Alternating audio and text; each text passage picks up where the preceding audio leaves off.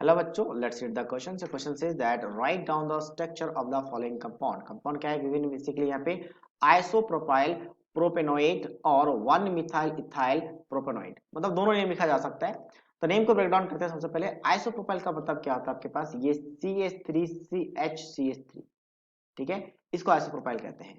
अब प्रोपेनोएट, तो ओएट का मतलब क्या होता है? ओएट का मतलब होता है आपके पास एस्टर ग्रुप, एस्टर ग्रुप, ठीक है।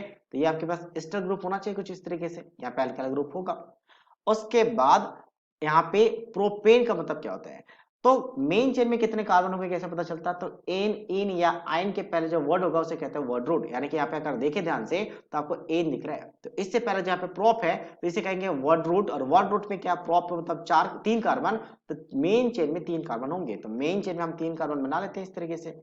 अब एन का मतलब होता है कार्बन कार्बन के बीच में सिंगल बॉन्ड। तो इतनी सारी बात आपको याद रखना है, कार्बन कार्बन के बीच में सिंगल बॉन्ड। ओएट का मतलब ये फंक्शनल ग्रुप यानी कि ईस्टर बनना चाहिए, तो ईस्टर हमने लिख दिया, ठीक है।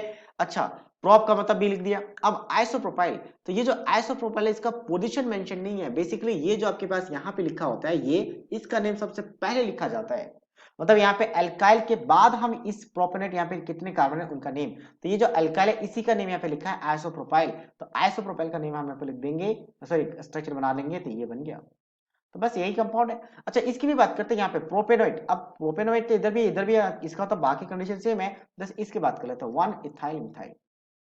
तो जब ऐसा कोई ग्रुप होता है तो इसके लिए हम अलग से भी काउंटिंग कर सकते हैं, ये 1 और ये 2।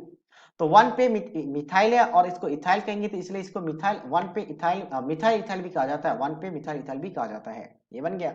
तो बाकी कार्बन की जो वैलेंसीज कंप्लीट नहीं है हम वहां पे हाइड्रोजन इंक्लूड कर लेंगे ताकि वैलेंसी कंप्लीट हो जाए, क्योंकि कार्बन के आउटर मोस्ट में 4 इलेक्ट्रॉन्स होते हैं, तो वह चारों इलेक्ट्रॉन को शेयर कर लेती है 4 बॉन्ड बनाने के लिए, ताकि आपका ऑक्टेट कंप्लीट हो जाए। So this is the final structure of this compound, that is Easter group. So I hope you understood it well. All the best.